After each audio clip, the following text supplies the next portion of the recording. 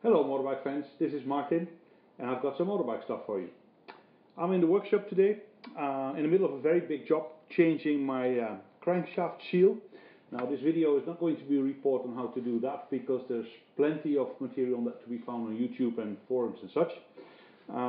But I did my research on the internet as well and I came across a couple of questions.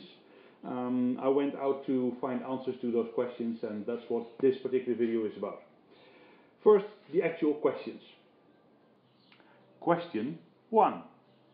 Does the R1100 have one or two rear crank seals? Question 2. Do I need BMW special tools to change the seals? Question 3. Which way should it go in?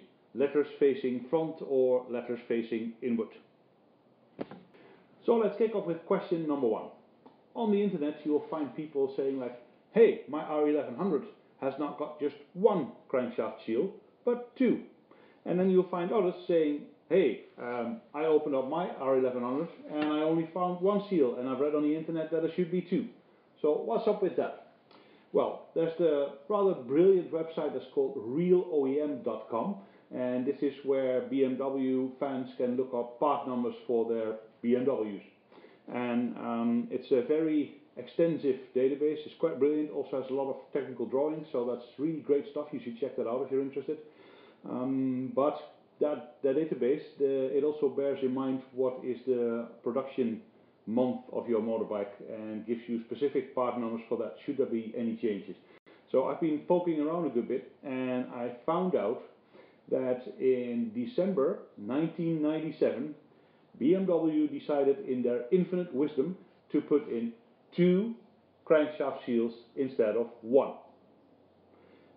There's no information on why they made that decision. I'm guessing their wisdom was not infinite enough to get it all out with only one crank seal, but I really don't know. But what's going on here is that if your bike is registered before December 97, then you should expect to have only one seal right here at the very end of your motorbike, at the very end of your crankshaft. If yours is well after December 97, then you can be pretty confident there will be two, and the other one is deeper inside there. You can only see it when you take the outer one out. And if your bike is somewhere in the middle or it's been sitting in the shop for a long time before you bought it or the previous owner bought it new, then you probably have to open it up first and see what's going on here, because then it will be very difficult to tell otherwise. What you can also do is use the VIN number to figure out what is the production date for your motorbike, and the VIN number is somewhere in the title. It's also on the frame further up front, and you can enter that also in RealOEM.com, and then that will tell you what the production date of your motorbike is. Now, a few extra questions might pop up. For instance, I have a pre-98 motorbike and there's only one seal, but I'd feel a lot more comfortable if there would be two. So can I put in two seals? No, you can't. And it's very simple. They not only changed the seal policy from 1 to 2, they also changed the whole crank house and they changed the crankshaft. So the inner seal has a slightly smaller diameter. It goes deeper in this hole, and then there is some sort of spot in there that will actually accommodate that inner seal. And if you have the pre-98 engine, then that spot simply isn't there. So your seal will be floating around inside the engine, which is not a good idea. So sorry, no, can't do that. And then of course another question may pop up. That's the same one, just the other way around. Let's say you have a post-97 R1100. Would it be okay to change just one seal? I'm going to go with no, unless you really want to find out why BMW decided to put in two seals instead of one. Now, back to the original questions. Question 2. What's going on with this BMW special tools, and do I really need them? Well, there's one thing that you need to know.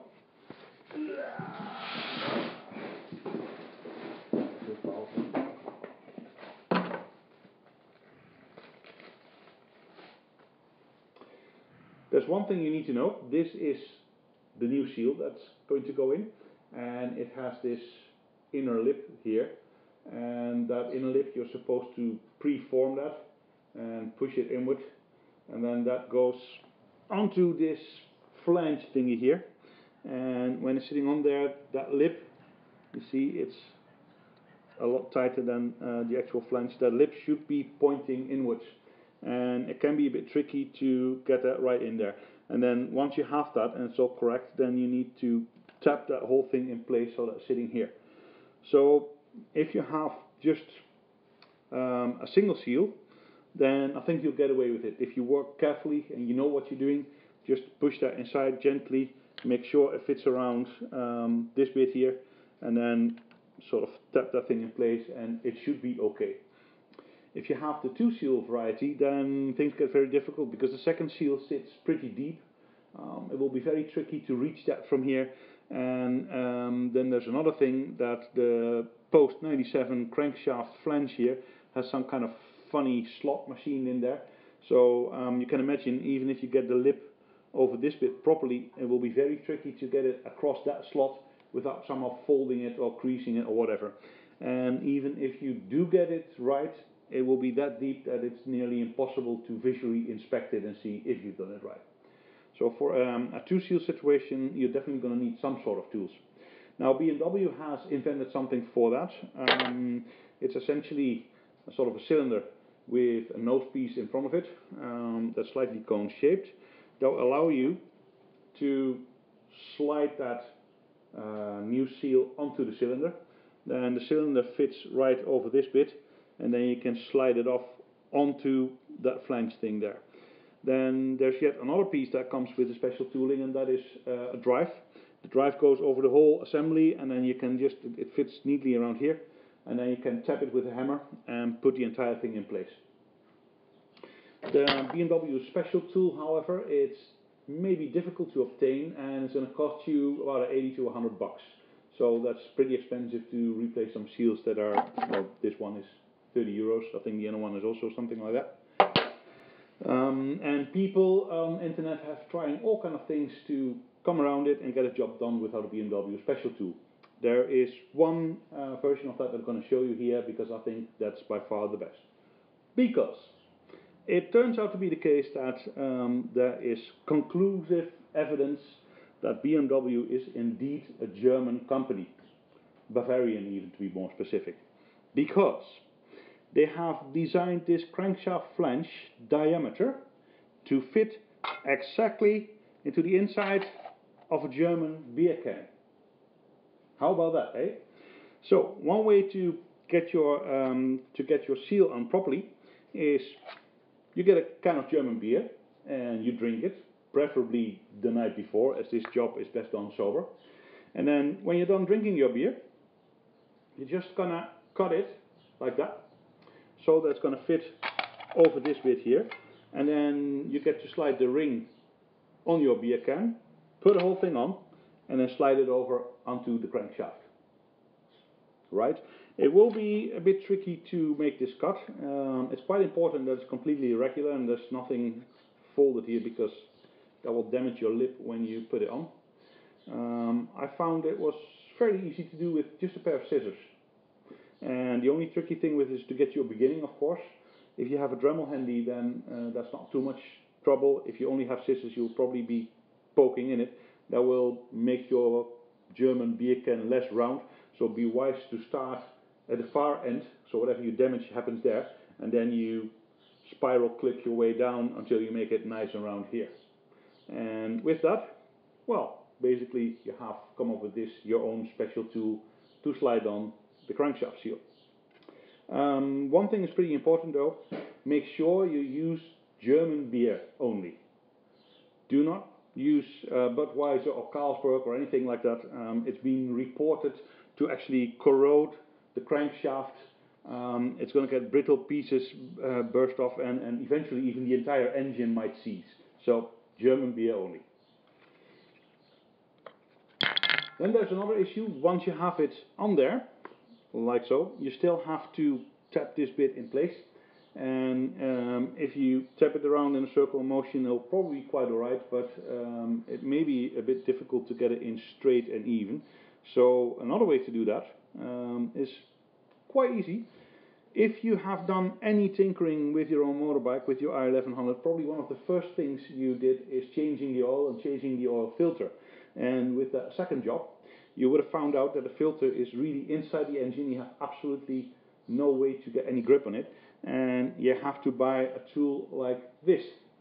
It's the oil filter wrench or oil filter key, if you wish.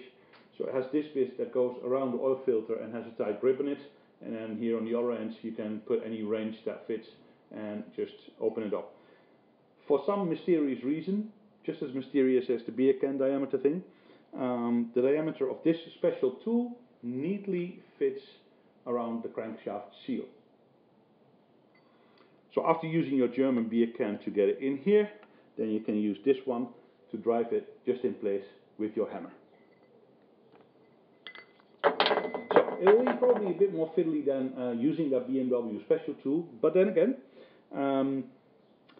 I've never ever seen a German beer that costs more than 80 euros. It will be significantly cheaper, and it comes with a free drink inside. So that's why I recommend use that rather than the BMW special tool, unless you're going to make changing crankshaft seals your daily job.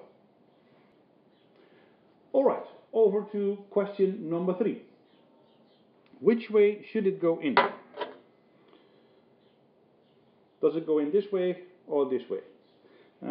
There's again a lot of discussion on that on the internet, and it goes on about should the lettering be facing out or in, and I've looked around a good bit and found out that whoever is making these seals, they're not very consistent in where they put the letters, so that's really of no help.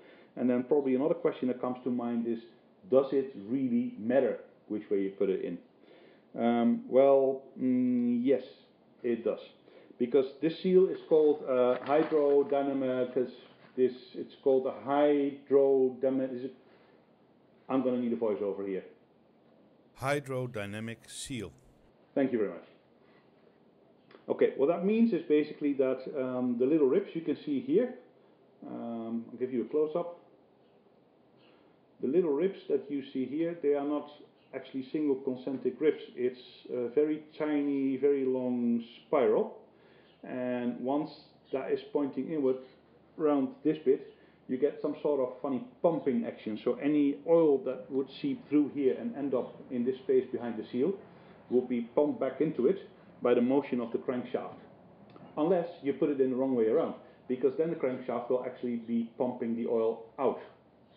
And given enough time, it will even pump the entire lip out. As somebody found out with a picture you can also find on internet. I guess that person probably didn't know that this was a hydrodynamic seal. Thank you. Now, this leather bit, as said, it can be on either side, so that's not much help. But what there also should be is an arrow. I'll see if I can find it here. I see if I can find it here. Yes. I'll give you a close-up. So this is the arrow, and the arrow indicates which way the crankshaft should be rotating. Now that's a bit difficult to find out when your bike is in bits, but I happen to know that if you're on the rear side of it, looking forward, the crankshaft rotates counterclockwise, so that's that way, counterclockwise.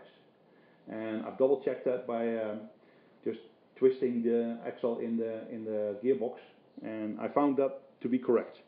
So it goes this way, and that means that the arrow should be pointing that way also. So if you line it up like that, and the arrow points that way, then it's correct. If the arrow is pointing that way, you need to turn it around.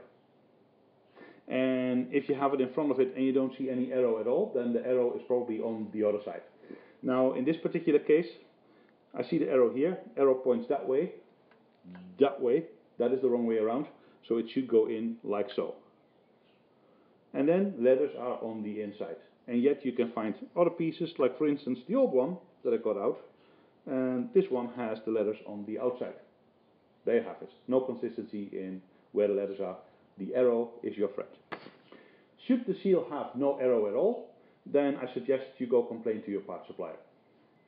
So I'm going to crack on with putting that seal in now. We're not going to film that because there's plenty of it on the video, like I said, so you can happily watch that. I just wanted to clear out the mysteries around this seal. I hope that helped you a bit. Thanks for watching, and may the road rise to meet you.